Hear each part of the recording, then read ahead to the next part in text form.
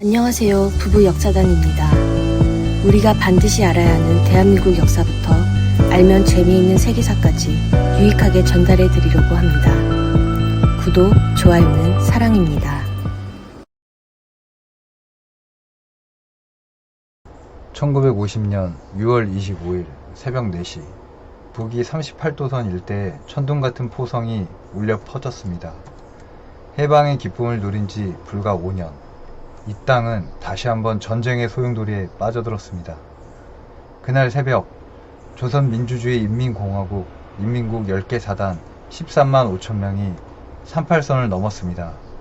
3년 1개월 2일간 지속된 이 전쟁은 단순한 내전이 아니었습니다. 미국과 소련, 중국까지 개입한 국제전쟁이었고 냉전의 첫 번째 뜨거운 전쟁이었습니다. 1945년 8월 15일 35년간의 일제강점기가 끝났습니다. 하지만 해방의 기쁨도 잠시, 한반도는 북위 38도선을 경계로 분할 점령되었습니다. 북쪽에는 소련군이, 남쪽에는 미군이 들어왔습니다. 임시적 조치였지만 이 선은 영구적인 분단의 씨앗이 되었습니다. 1948년 남한에서는 이승만 정부가, 북한에서는 김일성 정부가 각각 수립되었습니다. 하나의 민족, 두 개의 국가가 탄생한 것입니다. 그 후 2년간 38선 일대에서는 크고 작은 무력 충돌이 끊이지 않았습니다. 남북한 모두 무력 통일을 꿈꾸고 있었고 긴장은 날로 고조되어 갔습니다. 역사 기록에 따르면 김일성은 스탈린에게 수차례 남침 허가를 요청했습니다. 스탈린은 처음엔 반대했지만 1950년에 들어 중국의 마오쩌둥도 지지 의사를 표명하자 마침내 승인했습니다. 1950년 6월 25일 새벽 4시 T-34 탱크를 앞세운 북한군이 38선을 넘었습니다. 개성, 춘천, 동해안 등 전 전선에서 동시에 남침이 시작되었습니다. 준비가 부족했던 국군은 압도적인 북한군의 공격에 속수무책으로 밀렸습니다. 6월 28일 새벽 서울 한강다리가 폭파되었습니다. 아직 피난하지 못한 수많은 시민들과 국군 부대를 남겨둔 채 말입니다. 전쟁 발발 사흘 만에 서울이 함락되었습니다. 정부는 부산까지 후퇴했고 국군과 유엔군은 낙동강 일대에 최후 방어선을 구축했습니다. 한 생존자의 수기에는 이렇게 기록되어 있습니다. 우리 가족은 보따리 하나만 들고 집을 나섰다. 곧 돌아올 줄 알았는데 그게 고향을 보는 마지막이었다. 8월 낙동강 방어선에서 국군과 유엔군은 필사적으로 버텼습니다. 만약 이 선마저 뚫렸다면 대한민국은 역사에서 사라질 뻔했습니다. 1950년 9월 15일 더글러스 맥아더 장군이 계획한 대담한 작전이 시작되었습니다. 바로 인천 상륙작전이었습니다. 크로마이트 작전이라 불린 이 작전은 모든 이들이 불가능하다고 했던 인천 상륙을 성공시켰습니다. 조수 간만의 차가 10m에 달하는 인천항에 7만 5천 명의 유엔군이 상륙했습니다. 9월 28일 서울이 수복되었습니다. 93일 만에 우리의 수도를 되찾은 것입니다. 기세를 탄 국군과 유엔군은 38선을 넘어 북진했습니다. 10월 19일 평양이 함락되었고 일부 부대는 압록강 부근까지 진격했습니다. 맥아더 장군은 크리스마스 전에 전쟁이 끝날 것이라고 호언장담했습니다. 하지만 그는 중국의 개입 가능성을 과소평가하고 있었습니다. 한 참전용사의 회고록에는 이런 구절이 있습니다. 우리는 정말 통일이 코앞에 왔다고 생각했다. 드디어 고향으로 돌아갈 수 있다고 믿었지만 그것은 착각이었다. 1950년 10월 말 30만 명의 중국군이 압록강을 건넜습니다. 명목상으로는 조선인민지원군이었지만 실제로는 정규군이었습니다.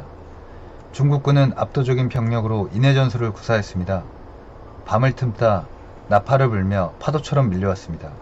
영하 40도의 혹독한 추위 속에서 벌어진 장진호 전투에서 유엔군은 큰 피해를 입으며 후퇴했습니다. 1951년 1월 4일 서울이 다시 함락되었습니다. 이른바 일사후퇴였습니다. 수백만 명의 피난민들이 다시 남쪽을 향했습니다. 한 피난민의 일기에는 이런 절망적인 기록이 남아있습니다. 추위와 굶주림으로 길 위에서 쓰러지는 사람들을 수도 없이 봤다. 특히 어린아이들의 모습은 아직도 생생하다. 이 과정에서 수많은 민간인 학살이 벌어졌습니다. 부역자 색출이라는 명목하에 좌우 양측에서 무고한 시민들이 희생되었습니다. 전쟁은 한반도 전역을 폐허로 만들었습니다. 서울은 4번이나 주인이 바뀌었고 그때마다 도시는 더욱 황폐해졌습니다. 1951년 중반 이후 전선은 38선 부근에서 고착되기 시작했습니다. 양측 모두 더 이상 큰 진전을 이루지 못했고 지루한 참호전이 계속되었습니다. 백마고지, 상감령, 화살머리 고지, 이름 없는 작은 고지를 하나 두고도 수천 명이 목숨을 잃었습니다. 고지는 하루에도 몇 번씩 주인이 바뀌었습니다.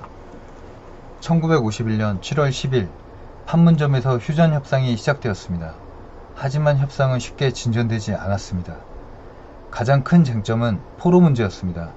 유엔군은 자유송환 원칙을, 공산군은 전원송환 원칙을 주장하며 2년간 팽팽히 앞섰습니다. 당시 휴전협상 회의록을 보면 그 어려움이 고스란히 드러납니다. 하루 종일 협상에도 문장 하나 합의하기 어려웠습니다. 그 사이에도 전선에서는 매일 수백 명이 목숨을 잃어갔습니다. 1953년 3월 스탈린이 사망하고 미국에서는 아이젠하워가 대통령에 취임하면서 협상의 새로운 전기가 마련되었습니다. 마침내 1953년 7월 27일 오전 10시 판문점에서 휴전협정이 조인되었습니다. 3년 1개월 2일간의 전쟁이 끝났습니다. 하지만 이것은 휴전일 뿐 평화조약이 아니었습니다. 분단은 더욱 공고해졌고 248km의 군사분계선이 한반도를 가로막았습니다. 6.25 전쟁의 상처는 너무나 컸습니다. 3년간의 전쟁으로 군인과 민간인을 합쳐 약 300만 명 이상이 목숨을 잃었습니다. 10만 명이 넘는 전쟁고아가 생겼고 수백만 명의 이산가족이 발생했습니다. 가족을 잃은 상처는 지금까지도 아물지 않고 있습니다. 남북한의 산업시설 대부분이 파괴되었습니다. 해방 이후 어렵게 쌓아온 기반이 한순간에 무너진 것입니다. 대한민국은 미국과 더욱 견고한 동맹관계를 구축했습니다. 1953년 한미 상호 방위 조약이 체결되었고 주한미군이 영구 주둔하게 되었습니다. 반면 북한은 중국, 소련과의 결속을 더욱 강화했습니다. 한반도는 냉전의 최전선이 되었고 이념 대립의 상징적 무대가 되었습니다. 무엇보다도 분단이 고착화되었습니다. 통일의 꿈은 더욱 멀어졌고 한민족은 서로 다른 체제하에서 살게 되었습니다. 한 이산가족이 남긴 편지에는 이런 간절함이 담겨 있습니다. 전쟁이 끝나면 고향에 돌아갈 수 있을 줄 알았다. 70년이 지난 지금까지도 고향은 그리움으로만 남아있다. 6.25 전쟁은 한반도의 운명을 뒤바꾼 비극이었습니다. 하지만 동시에 우리는 그 폐허 속에서도 다시 일어났습니다. 전쟁의 잿더미 위에서 대한민국은 기적같은 발전을 이루어냈습니다.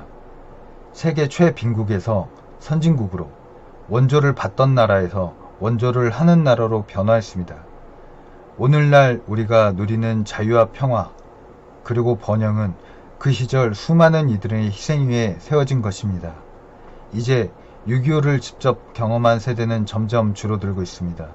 하지만 그분들의 희생과 헌신, 그리고 전쟁의 참혹함을 우리는 결코 잊어서는 안 됩니다.